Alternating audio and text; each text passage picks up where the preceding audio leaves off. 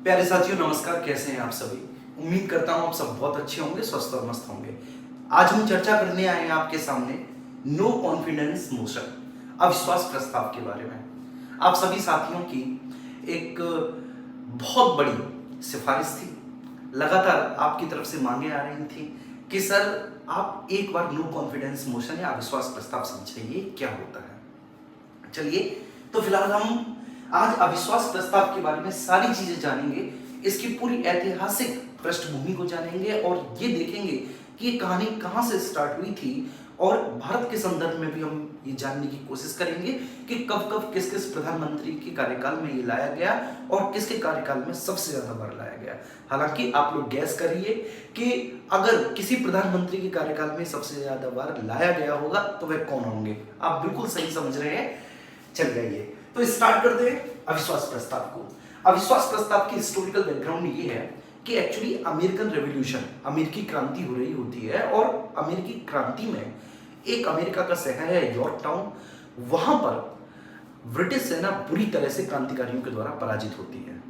जब यह खबर ब्रिटेन की संसद में पता पड़ती है कि ऐसा ऐसा हुआ है, तो वहां पर सत्ताधारी दल के अगेंस्ट, ठीक है, ये ध्यान रखना, नो कॉन्फिडेंस मोशन हमेशा जो दल सत्ता में होता है, जिसकी सरकार होती है, उसके अगेंस्ट लाया जाता है।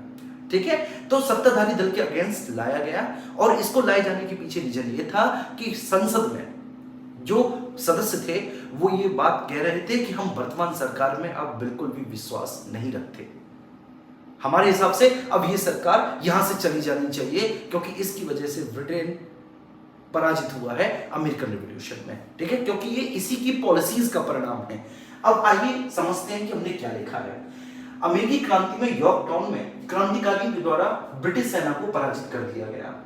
पहला अविश्वास प्रस्ताव मार्च 1782 में प्रस्तुत किया गया। ब्रिटेन की संसद ने वोट किया कि वे वर्तमान मंत्री और वर्तमान सरकार में कोई विश्वास ही नहीं रखते। ठीक है, जैसा मैंने अगर, ठीक है, आपके अगेंस्ट अविश्वास प्रस्ताव ला दिया तो इसका मतलब ये होता है कि अब मेरा आप में विश्वास नहीं रहा। कल तक था, आज मेरा आप में विश्वास खत्म हो गया। ठीक है, ये बात समझिए। 19वीं शताब्दी के मध्य तक ब्रिटेन में अविश्वास प्रस्ताव से सरकार को गिराने की परंपरा बहुत अच्छे से विकसित हो गई थी। ठीक है, ब्रिटेन में कुल 11 प्रधानमंत्रियों को इस नो कॉन्फिडेंस मोशन से गिरा दिया गया था। ठीक है, टोटल 11 प्रधानमंत्रियों को। लेकिन ठीक है, 1979 में, लास्ट बार बच्चों, 1979 में जेम्स कैलोगन की सरकार के अगेंस्ट ये नो कॉन्फिडेंस मोशन लाया गया था और वो मात्र एक वोट से इस नो कॉन्फिडेंस मोशन में हार गए थे। अटल बिहारी वाजपेयी जी एक वोट से हारे थे और जेम्स कैलोगन भी। ठीक है, और इन्हें हराकर जो अगली प्रधानमंत्री वहां की बनती है वो एक महिला होती है जिनका नाम होता है मार्गरेट थैचर। ठीक है, इस सब के बारे में हम समझेंगे। तो हिस्टोरिकल बैकग्राउंड आप जान लिए, क्योंकि बेसिकली भारत में पार्लियामेंट्री सिस्टम को अडॉप्ट किया गया है और वो कहां से लिया गया है, ब्रिटेन से लिया गया है। और अगर हम नो कॉन्फिडेंस मोशन की यात्रा को देखें तो हमें पता चलता है कि इसकी शुरुआत ब्रिटेन से हुई है। भारत में भी पार्लियामेंट्री सिस्टम उसको स्वीकार किया गया है, तो ऑब्वियस सी बात थी इंडिया में भी नो कॉन्फिडेंस मोशन ब्रिटेन की ही देन है। चलिए, ठीक है, ये अमेरिकन रिवॉल्यूशन का एक छोटा सा चित्र है, मैंने आपको दिखाया। ये कैलोगन है और ये मार्गरेट थैचर है। ठीक है, ध्यान रखना।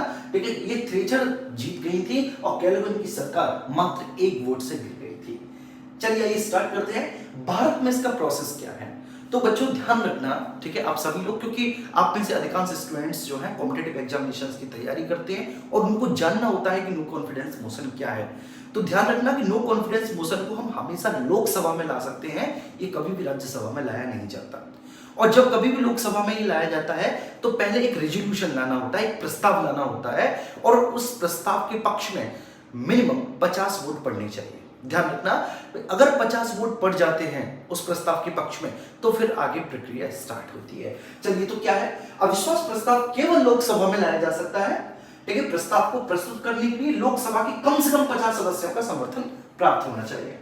एक बार अगर अविश्वास प्रस्ताव को स्वीकृति मिल जाए तो लोकसभा में जो और कार्यवाही चल रही होती है उनको रोक दिया जाता है और अविश्वास प्रस्ताव को आगे बढ़ाया जाता है। ठीक है, अगर कोई मुद्दा चल रहा है, कोई बहस चल रही है तो उसको रोक दिया जाएगा क्योंकि अविश्वास प्रस्ताव ज्यादा महत्वपूर्ण है। क्लियर है। चलिए, प्रस्ताव लाने के लिए किसी भी कारण की जरूरत नहीं होती। कोई जरूरी नहीं है कि आप अगर किसी सरकार के अगेंस्ट में नो कॉन्फिडेंस मोशन ला रहे हैं तो आप वहां पे कारण बताओ, ठीक है, ऐसा जरूरी नहीं है। और अगर कारण बता भी दिया जाता है तो वह प्रस्ताव का भाग नहीं होता, ठीक है, ध्यान रखना। जैसे अभी प्रधानमंत्री नरेंद्र मोदी के अगेंस्ट लाया गया था तो वहां पे कोई कारण नहीं बताया गया था। अगर कारण बताया भी जाता कि हम भाई इसलिए ला रहे हैं इस सरकार के अगेंस्ट, तो वह उस प्रोसेस का हिस्सा नहीं बनता। ये बात क्लियर है, समझ में आ रही है ना, कोई इश्यू तो नहीं है। चलिए, भारतीय संविधान में नो कॉन्फिडेंस मोशन का कोई उल्लेख नहीं है, लेकिन फिर भी हमारा कॉन्स्टिट्यूशन में एक आर्टिकल है, आर्टिकल 118, जो ये बताता है या ये कहता है कि हर सदन को अपनी प्रक्रिया संचालित करने के लिए नियम और कानून बनाने का अधिकार होगा, ठीक है, ध्यान रखना। तो हर सदन, प्रत्येक सदन अपनी प्रक्रिया बना सकता है कि वो किस नियम कानून के तहत आगे बढ़ेगा।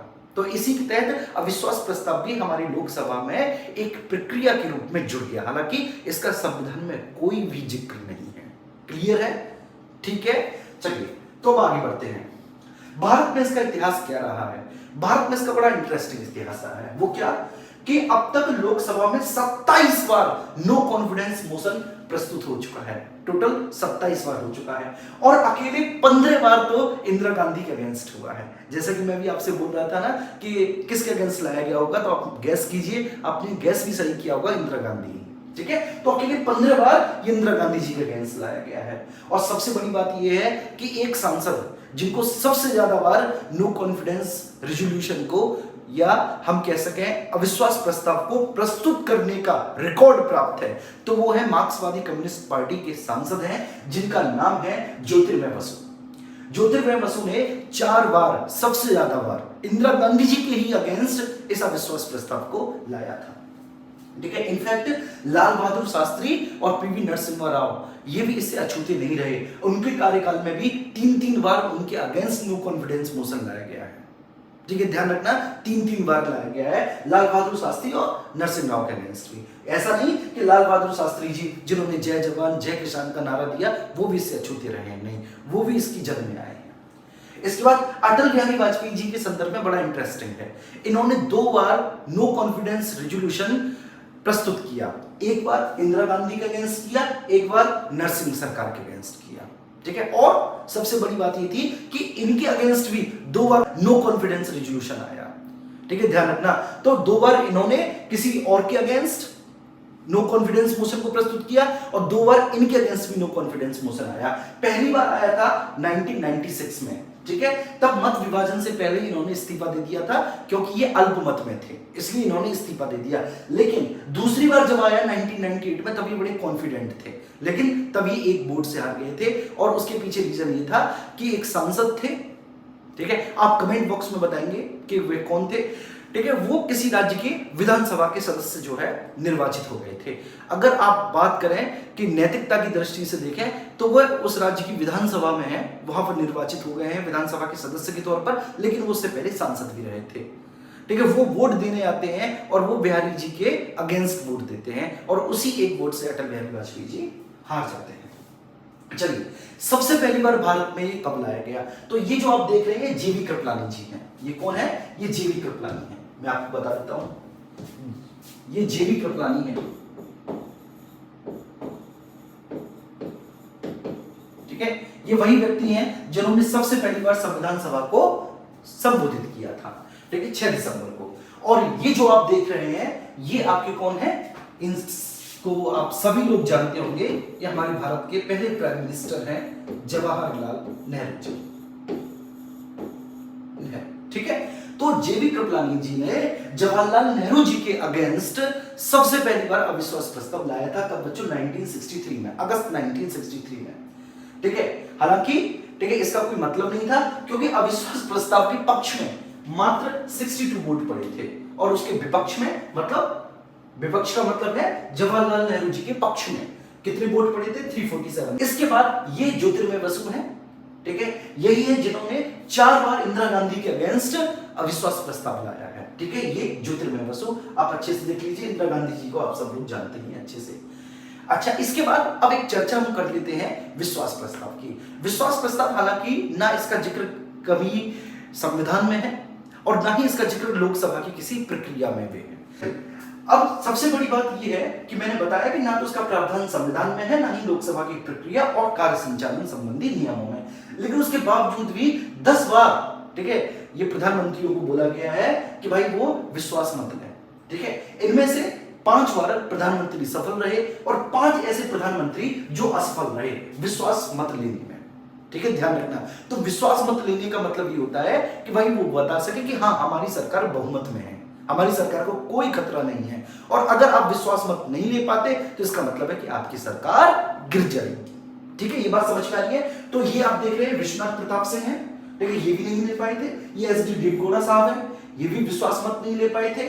ये इंद्र कुमार गुजराल साहब है, ये भी नहीं ले पाए थे, ठीक है। चौधरी चरण सिंह जी भी नहीं ले पाए थे 1979 में विश्वास मत, और अटल बिहारी वाजपेयी जी भी लेने में असफल रहे थे। तो उम्मीद करता हूं दोस्तों आपको बहुत सारी जानकारी आज इस अविश्वास और विश्वास प्रस्ताव के बारे में मिली होगी और आप शेयर करेंगे इस जानकारी को अपने साथियों तक, ऐसी उम्मीद मैं आपसे करता हूं। और अगर अभी तक आपने चैनल को सब्सक्राइब नहीं किया तो आप प्लीज चैनल को सब्सक्राइब कर लीजिए, अपने दोस्तों के साथ, अपने साथियों के साथ, अपने, ठीक है ना, घर वालों के साथ भी आप इस वीडियो को शेयर कर सकते हैं, नो डाउट, क्योंकि ये इंफॉर्मेशनल वीडियो है, ठीक है, आपको कुछ जानकारी देकर ही चाहिए। इसी के साथ हमारी मुलाकात होगी अगली ही ऐसी ही एक ज्ञानवर्धक वीडियो में। तब तक के लिए मैं आपका दोस्त दिग्विजय आपसे विदा चाहता हूं।